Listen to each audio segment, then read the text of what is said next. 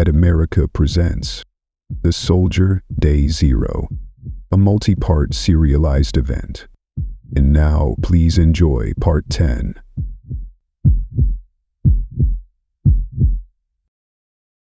Chapter 1. Do you think it could work? Am asked. My only concern is the paddles, Flint replied. There are small ones attached to the sides, at least from what I remember, Anne said. Okay, then, yeah, I think it could work, Flint agreed. We pick up as much speed as we can, hit the stacks, and hope like hell we can carry one of them into the water with us. Well, when you say it out loud, Anne began, her voice trailing off as the full absurdity of the plan became apparent.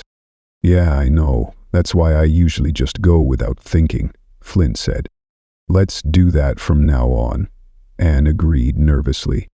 Flint let out a laugh as he noticed the clear fear on Anne's face, despite her attempt to appear confident. He gave her a solid pat on the arm, trying to let her know it was going to be all right, though the gesture did little to settle her nerves.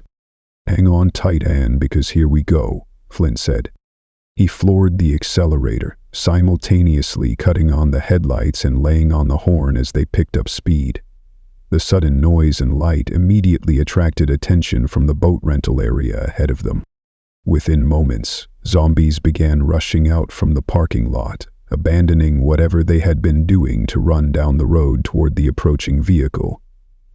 The creatures moved rapidly, drawn by the combination of engine noise and horn blaring. What are you doing? Anne asked, watching the zombies stream toward them. Trying to get us some room to operate, Flint explained. Anne nodded as she reached up for the handle above the passenger door, gripping it tightly as the first zombie reached their position. The ghoul smacked against the right side of the front bumper with tremendous force, the impact sending it flying off into the darkness beside the road. Flint maintained their speed as he weaved between the rampaging creatures that were now scattered across their path. Several more zombies smacked against various parts of the car, their bodies bouncing off the metal and falling harmlessly to the side of the road. The sedan's front end was taking a beating from the repeated impacts, but the vehicle continued to perform despite the punishment. Flint could hear pieces of the bumper and grille rattling loose, but the engine kept running, which was all he cared about. He cut the wheel hard to the right as they approached the parking lot driveway, the tires squealing in protest as they struggled to maintain traction on the asphalt. Once the rubber found grip, they sped into the parking lot, where several more creatures awaited them. The parking area was larger than it had appeared from the street, with multiple rows of spaces that were now occupied by abandoned vehicles and wandering zombies. He deftly cut through the scattered horde, reaching the entrance to the beach area in a matter of moments. The transition from asphalt to shallow sand created a different driving challenge, but the sedan's front-wheel drive system managed to maintain forward progress. On the right, Anne yelled out. The stacks of rubber rafts were sitting exactly where she remembered them, just a few yards from the water's edge. They were organized in neat piles of 10 rafts each, secured with rope to prevent them from being blown around by wind. Get your window down, Flint ordered. Are you crazy? Anne responded. It's going to be the only way out once we hit the water, Flint explained. Anne nodded and did as he requested, rolling down her window as he did the same on the driver's side. The night air rushed into the car, carrying with it the sounds of zombie moans and the smell of the river. Flint maneuvered around a few more creatures that immediately turned and raced after them once they passed by. He lined up the front end of the car with the largest stack of rafts, preparing for the impact that would hopefully free their escape vehicle. He gave the sedan everything it had, pushing the accelerator pedal to the floor while fighting to keep the car straight on the sandy beach surface. The wheels spun occasionally as they hit soft spots, but the vehicle kept going forward. Despite everything working against them, the poor traction, the zombie obstacles, and the improvised nature of their plan, they were pushing 40 miles per hour when they hit the stack of rafts. The collision was spectacular. Rafts flew in every direction as the force of the impact broke them free from the restraining ropes. Rubber and fabric filled the air around them, with some rafts bouncing off the car's roof and others sailing over their heads entirely. A couple of the rafts became tangled in the front grille of the car, much to Flint's relief. "Hang on!" Flint shouted. He steered the car toward a small diving board area that extended approximately 10 yards out from the shoreline. The vehicle bounced violently as the tires rolled over the wooden planks of the dock. The suspension compressed and rebounded with each board they crossed, creating a jarring ride that threatened to throw them around inside the cabin. A moment later, they were airborne. The car sailed off the end of the dock, hanging in space for what felt like an eternity before gravity took hold and pulled them toward the water below. Both occupants held on tightly to whatever they could grab, letting out involuntary screams as they flew through the air above the dark river. They splashed down with tremendous force, the impact sending water cascading over the roof and through the open windows. The collision with the river's surface caused them to lurch forward violently, barely avoiding hitting their heads on the dashboard. Water immediately began filling the car, pouring in through both open windows with alarming speed. Flint quickly yanked off his seatbelt, then reached over to help Anne with hers. The doctor was panicking slightly as the water level continued to rise around their legs, and her hands were shaking as she fumbled with the release mechanism. We're fine," Flint said, in an attempt to calm her down. He got her seatbelt undone, allowing her to begin climbing out through the passenger window. The opening was awkward to navigate, especially with water rushing in, but she managed to squeeze through and drop into the river outside. As Flint began following her example and climbing out the driver's side window, he heard splashes coming from behind them. The sound made his heart sink as he realized what was happening. "Damn it," he muttered. He pulled himself out of the car window and immediately saw the source of the splashing. Several zombies had followed their dramatic exit from land by falling off the dock into the water just a few yards behind their position. The creatures thrashed about wildly as they hit the river, clearly unable to swim or cope with the deep water. However, as they began to sink beneath the surface, Flint realized they were continuing to move forward, along the riverbed toward their position. "Get deeper into the water now," Flint yelled with urgency. Anne could hear the panic in his voice and immediately did as instructed without asking questions. She positioned both feet on the roof of the car, which was now almost completely submerged, and pushed off as hard as she could to propel herself away from the sinking vehicle. She splashed down a couple of feet away and began swimming as hard as she could toward one of the rubber rafts that was floating nearby. The raft had been freed from the car's grill during the water impact and was now drifting within reach. Anne strained to pull herself up and over the edge of the inflated vessel, her adrenaline providing the extra strength needed to haul her body weight out of the water and into the relative safety of the raft. Meanwhile, Flint began swimming away from the car, but almost immediately felt a set of hands grabbing at his boot from underneath the water. One of the submerged creatures had managed to reach him and now had a firm grip on his foot. The zombie pulled him underneath the surface with surprising strength. Flint struggled to break free, but the ghoul appeared to have been a large, physically fit man before its transformation, and it wasn't letting go easily. Running out of air and options, Flint was forced to unsling his rifle from his shoulder. He maneuvered the weapon forward underwater, placing the barrel directly against the creature's forehead at point-blank range. With a squeeze of the trigger, the bullet cracked through the skull and blew out the back of the head, creating a crimson cloud in the dark water around them. The zombie's grip immediately loosened, allowing Flint to yank his foot free and kick toward the surface. The sergeant gasped for air as he broke through the water's surface, his lungs burning from the extended submersion. Anne looked on with concern from her position in the raft, relieved to see him alive, but worried about his condition. As he swam over to her position, she pulled the small oars off the side of the raft where they had been stored, getting them ready for their river crossing. A few moments later, Flint reached the edge of the raft and began pulling himself up and over the side. The process was exhausting after his underwater struggle, and Anne had to help pull him the rest of the way into the vessel. Flint collapsed onto his back in the bottom of the raft, breathing heavily as Anne looked down at him with concern.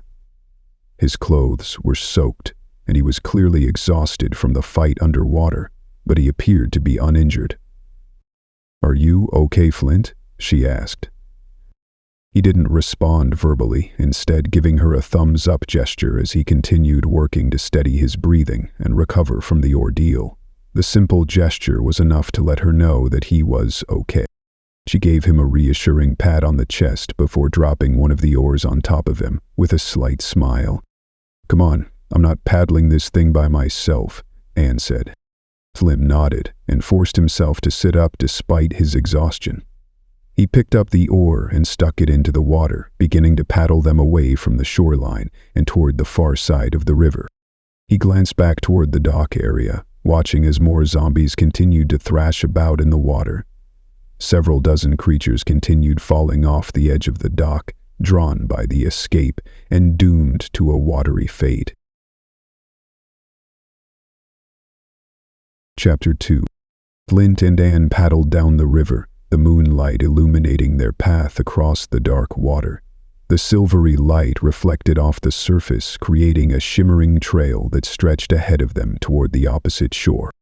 Sirens could be heard in the far distance, echoing across the water from various parts of the city they had left behind. But other than those faint emergency sounds, the river was remarkably quiet and peaceful. "You know, if I'm being honest, I envisioned my first moonlight cruise on the water a little differently," Flynn said, trying to lighten the mood. Despite being terrified by everything they'd been through, Anne let out a laugh at his comment. "So apocalypse by moonlight wasn't in the plan?" she asked. "Can't say that it was," Flint replied with a slight smile. Both of them chuckled, trying their best to keep the fear and stress out of their minds. They turned their attention back to paddling, working together to propel themselves across the current toward the other bank. The river was wider than it had appeared from shore, and the flow was stronger than either of them had anticipated. 15 minutes passed in relative silence, with only the sound of their paddles cutting through the water and their increasingly ragged breathing from the constant exertion. While the raft itself was small and maneuverable, the paddles were even smaller than they had hoped, requiring significantly more effort to make it across. After what felt like much longer than 15 minutes, they finally spotted their destination coming into view. "I think I see it," Anne said, pointing toward the shoreline ahead. Flint strained his eyes against the darkness, trying to make out details of the boat ramp area. The moonlight helped, but shadows and distance made it difficult to see clearly. A moment later, the moonlight caught the chrome bumper of a vehicle sitting near the water's edge, the metal surface reflecting the pale light like a beacon in the night. "I got it too," Flint confirmed, "and we just might have some transportation." He pointed toward the truck, directing Anne's attention to the dark painted vehicle that was barely visible in the shadows near the boat ramp. Her face lit up with hope at the sight of it. "Now we just have to hope for some keys," Anne said. As they paddled closer to shore, they could make out more details of the scene. There was an empty boat trailer sitting partially in the water, though the boat that should have been attached to it was nowhere to be seen. A moment later, Flint noticed some movement near the front of the truck, immediately putting him on high alert. His relaxed demeanor vanished as he focused on the movement.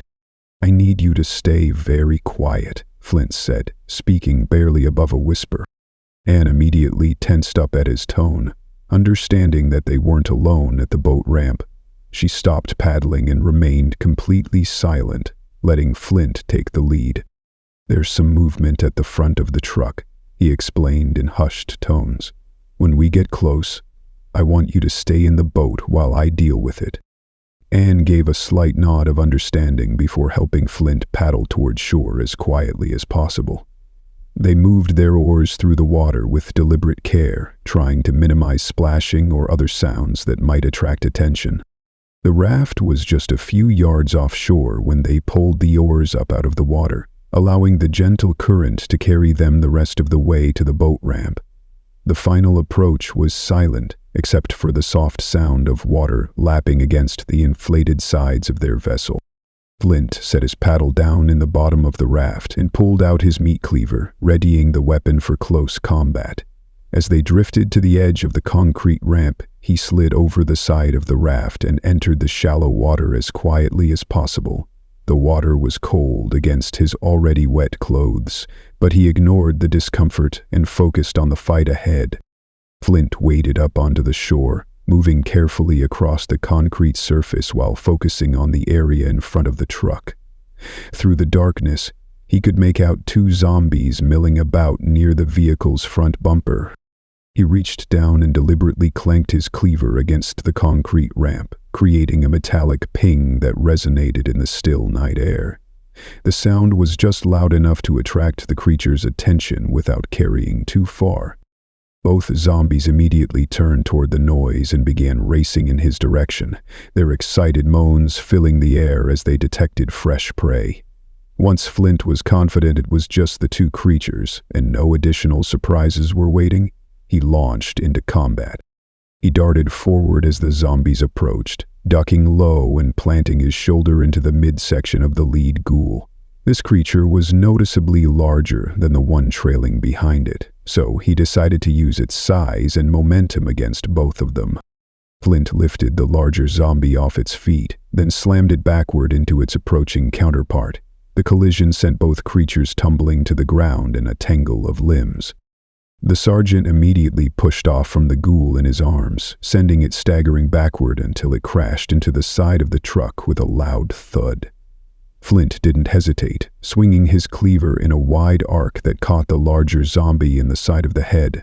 The blade penetrated deep into the skull, and he immediately yanked it free before spinning around to address the second creature. The smaller zombie was struggling to get back to its feet after being knocked down by its larger companion. Flint swung the cleaver again, this time in a downward strike that caught the creature on the bridge of the nose.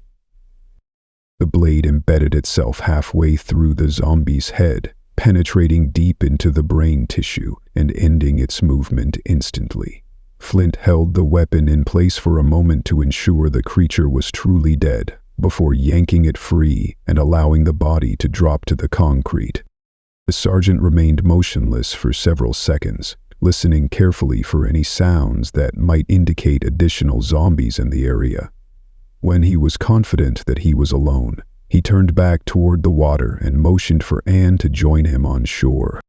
She paddled the raft as close to the ramp as possible before stepping out into the knee-deep water. The bottom was slippery with algae and debris, but she managed to maintain her footing as she waded toward the back of the truck. While Anne made her way to shore, Flint stuck his head inside the cab of the truck to check for keys. Much to his relief and surprise, he found them hanging from the ignition, where the previous owner had left them. "We're in business," Flint announced with a celebratory grunt. He emerged from the front cab, brandishing the keys with the first genuine smile he'd had all evening. Anne nodded with relief before pointing toward the boat trailer that was still attached to the truck's rear hitch. "Do we have time to take this thing off?" she asked. Flint glanced at his watch, noting that they still had some time before the evacuation deadline, though not much to spare. "Yeah, but we're going to have to hurry," he replied. "I don't want to be making evasive maneuvers dragging that thing behind us." "I'll get the feet down if you want to work on the hitch," Anne offered. Flint nodded in agreement and was pleasantly surprised to see Anne begin working on the trailer as if she had spent her entire life around boats and towing equipment. The sergeant didn't question her unexpected expertise. He was just grateful to have help from someone who knew what they were doing. Anne efficiently lowered the trailer's support feet, while Flint worked on disconnecting the electrical connections and safety chains. The process went smoothly thanks to her familiarity with the equipment.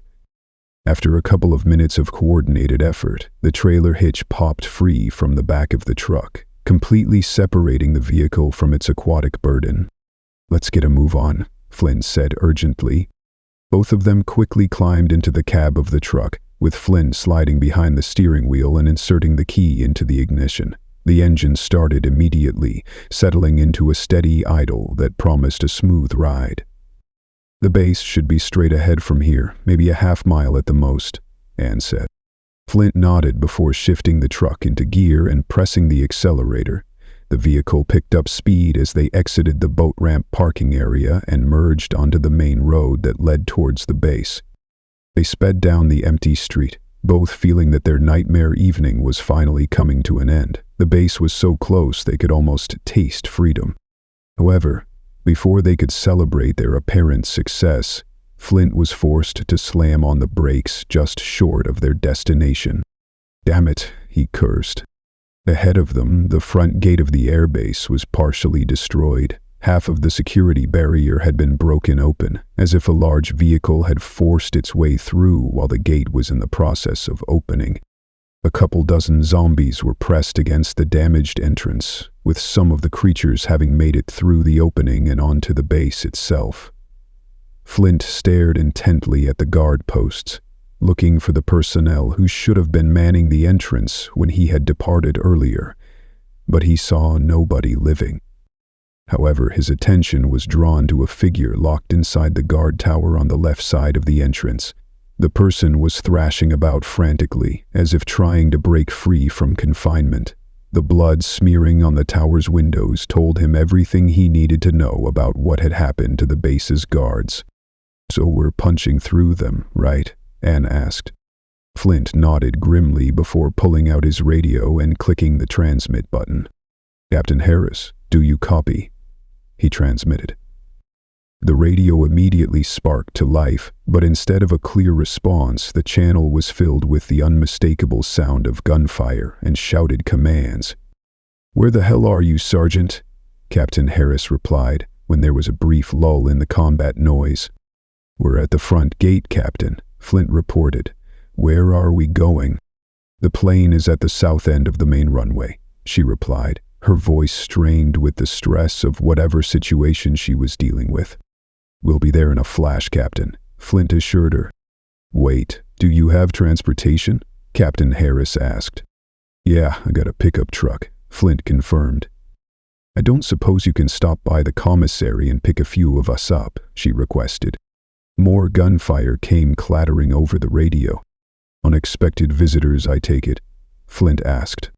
"More than you know," Captain Harris replied. "Get ready to move because we're on the way." Chapter 3. Flint sat behind the wheel of the truck, gripping it tightly as he prepared for what would hopefully be their final push to safety. He revved the engine a few times, getting a feel for the vehicle's power. "Buckle up and do everything I tell you when I tell you," Flint said matter-of-factly. They were at the end of their journey, and he didn't want any mistakes or miscommunication to derail their escape when they were so close to safety. Anne responded with a simple nod and a quiet, "Okay," understanding the gravity of the moment. Flint gave her a confident nod and a reassuring wink, trying to put her at ease despite the run they were about to make. "Here we go," he said. He floored the accelerator and the truck lurched forward, picking up speed rapidly as they approached the compromised gate. The noise of the engine immediately attracted the attention of the zombies gathered around the entrance. Several of the creatures abandoned whatever they had been doing and began running to meet the approaching vehicle head-on. Their excited moans filled the air as they detected the opportunity for fresh prey. The front grille of the truck smacked into the first wave of zombies with tremendous force, sending several of them flying through the air like grotesque missiles. Others were caught beneath the wheels and crushed under the vehicle's weight, creating a series of jarring impacts that shook the entire truck. Flynn fought to keep the truck moving straight as it bounced and lurched while rolling over the bodies of the fallen creatures. The suspension worked hard to absorb the impacts, but each collision threatened to throw them off course. The sergeant let out a sustained yell as they approached the damaged gate opening, hoping that he had the vehicle lined up correctly to squeeze through the gap without wrecking them. Metal scraped against metal as the truck forced its way through the opening, creating a shower of sparks and the screech of grinding steel. The fit was much tighter than he had initially hoped, and he could hear pieces of the vehicle's exterior being torn away by the damaged gate framework. The side mirrors were knocked off and the windows rattled in their frames, but they made it through to the other side in one piece. Flint immediately checked the rearview mirror and was relieved to see that only a handful of zombies were still on their feet and giving chase behind them. "All right, we're in," Flint announced with satisfaction. "Let's get the captain and get the hell out of here." "Let's do it," Ann replied. Flint navigated to the first intersection on the base and hung a right to head toward the commissary building where Captain Harris and her team were trapped. However, even from a distance, he could see there was a serious problem with their rescue plan. Dozens of zombies were swarming around the entrance to the commissary, and muzzle flashes were popping off from just inside the building, as if the front door wasn't fully closed and the defenders were firing through the gap. The sergeant didn't hesitate, pulling out his radio and clicking the transmit button to coordinate with the trapped soldiers. "Captain, is the front door to the commissary open?" he asked. "Yeah, those things are wedged in the frame," Captain Harris replied over the sound of ongoing gunfire. "I got a man holding it in place and 2 others putting down the ones trying to get through." "Okay, I can see the muzzle flashes from here," Flint confirmed. "Tell them to reload and hang tight for my signal." "What are you going to do?" Captain Harris asked. "I'm going to pull them my way, and when I tell you to, have them open fire and clear your path," Flint explained. "The back of the truck is open, so jump in and we're going to haul ass." "We'll be ready," Captain Harris confirmed. Flint tossed the radio over to Ann before laying on the truck's horn. The sound blared through the air, immediately getting the attention of a large number of zombies around the building ahead. The ghouls turned away from the commissary entrance and began running toward the truck, which was positioned approximately 70 yards away from the building. The diversion was working exactly as Flint had hoped. "When I give you the signal, hit the radio button and tell the captain to open fire," Flint instructed. Ann nodded, gripping the radio while watching Flint intently as he stared ahead at the approaching horde. He kept a close watch on the creatures as they closed the distance, not wanting to break from his position too early, since every second was be crucial for the captain and others to escape. Finally, the front edge of the horde got within 10 yards of their position, and Flint knew it was time to move. "Give the signal," he shouted. "Captain, open fire," Am yelled into the radio. Flint hit the gas and the truck accelerated forward, knocking into several creatures as it picked up speed and began moving toward the commissary. Ahead, he could see the muzzle flashes intensify in front of the commissary as Captain Harris and her team opened fire on every creature that was still outside the building entrance. The coordinated assault was devastatingly effective, dropping every ghoul in a matter of seconds. The truck plowed through several more zombies, scattering their bodies across the asphalt before breaking into the open area about 25 yards from the building. As he got closer, Flint spotted 4 soldiers emerging from the commissary entrance, their rifles raised and aimed in every direction as they swept the area for any remaining stragglers. He slammed on the brakes just in front of the soldiers, bringing the truck to a rapid stop that allowed them to quickly jump into the open bed. The entire loading process took only seconds, and within moments they were smacking the back window to let him know that they were secure and ready to move. The sergeant immediately hit the gas again, accelerating toward the south end of the runway where their cargo plane was waiting. A handful of shots popped off from the bed of the truck as the soldiers dealt with pursuing zombies, but the gunfire quickly fell silent. Flint kept his eyes focused straight ahead, relieved to see that their path to the runway appeared to be clear of ghouls. In a matter of minutes, he made the final turn toward the runway and spotted the cargo plane sitting on the tarmac with its rear loading ramp lowered and ready for boarding. The aircraft's engines were already running, creating a low rumble that promised a quick departure. The sergeant sped up for the final approach, then slammed on the brakes and brought the truck to a stop just short of the aircraft's loading ramp. Everyone immediately exited the vehicle, with Captain Harris rushing up beside Anne to provide personal protection for the valuable scientist.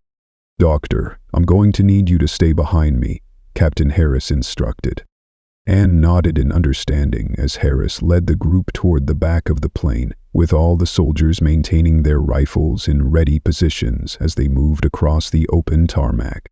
As they approached the aircraft's cargo hold, a couple of zombified crew members suddenly emerged from inside the plane and began running directly at them. The soldiers immediately opened fire, putting down both creatures with controlled bursts before they could close the distance to the group. "You two, clear the hold," Captain Harris ordered. Two of the soldiers rushed forward into the cargo area, quickly sweeping through the interior space to ensure there were no additional zombies hiding among the equipment and supplies. After a quick search, they waved the others forward to indicate the area was secure. But before the rest of the group could move toward the plane, both soldiers suddenly raised their rifles and began firing toward something behind the main group. Flint looked over his shoulder and spotted the source of their concern. A small horde of zombified soldiers was pouring out from a nearby building after the door had given way under pressure from the creatures inside. "Get on board now," Captain Harris shouted. She grabbed Anne by the arm and dragged her up the loading ramp while one of the other soldiers provided covering fire. Flint reached over to the other soldier and yanked a fresh magazine from his tactical vest, quickly ejecting his empty one and slapping in the new one. He and the remaining soldier continued to fire as they retreated toward the aircraft. Both men maintained their rate of fire while backing up the loading ramp, using controlled bursts to thin out the approaching horde. One of the soldiers already aboard hit the button to close the ramp, which began lifting off the ground. Flint stood near the closing ramp, keeping his rifle trained on the zombies racing toward them. The loading door was closing steadily, but there were still several seconds before it would be completely sealed. "Get this plane in the air, now!" Captain Harris shouted toward the other soldiers. One of the soldiers ran toward the front of the aircraft, yelling as he went. A moment later, the plane began moving, the engines increasing power as they prepared for takeoff. Throughout the taxi process, Flint continued standing guard at the back of the plane, gripping his rifle tightly. Captain Harris noticed his continued vigilance and stepped over to place a reassuring hand on his shoulder. "I think we're safe, Sergeant," she said gently. For the first time since the nightmare had begun hours earlier, Sergeant Flint allowed himself to breathe easy. He lowered his weapon and relaxed his guard, feeling the tension start to drain from his muscles. The captain could see that he was processing a range of emotions as the reality of their escape began to sink in. She put her arm around his shoulder and escorted him to a seating area along the side of the cargo hold, where Anne was already strapped in. "You did a hell of a job out there, Flint," Captain Harris said with sincere appreciation. "One hell of a job." "Thank you, Captain," Flint replied. "I'm serious. None of us would be getting out of here alive if it wasn't for you," she continued. Flint nodded appreciatively, though he still had a somewhat blank stare on his face as the entirety of the evening's events began to wash over him. The adrenaline was wearing off, and the full weight of what he had experienced was starting to register. As he sat down and buckled himself in, Anne reached over and smacked him playfully on the leg, trying to lighten his mood and bring him back to the present moment. "So, about your master's degree application," she said with a slight smile. Flint let out a laugh, the comment successfully snapping him out of his contemplative stupor. "I'm afraid I might have to take a rain check on that," he replied. "I understand, but you have my endorsement when you need it," Anne assured him. Flint smiled and nodded as Captain Harris took a seat beside them, completing their small group. "You two get settled in because we have a bit of a flight ahead of us," the captain said. "Can you tell me where you're taking us?" Anne asked. "Yeah, we're headed to Kansas," Captain Harris explained. "When we land, you're going to be getting on another plane and taken to the fleet that's currently headed around Florida." "And what about me?" Flint asked. "You, Sergeant," Captain Harris replied with a knowing look. You better get your rest on the flight because from what I'm hearing on the ground in Kansas, you're going to be busy." Flint let out a deep sigh as he settled into his seat, understanding that his involvement in this crisis was far from over. The plane rumbled as the engines went to full power, and within seconds they were airborne, leaving the zombified city of Shreveport far behind them. The end. Sergeant Flint has survived the day and escaped Shreveport in one piece, but he will return soon in The Soldier, Season 2.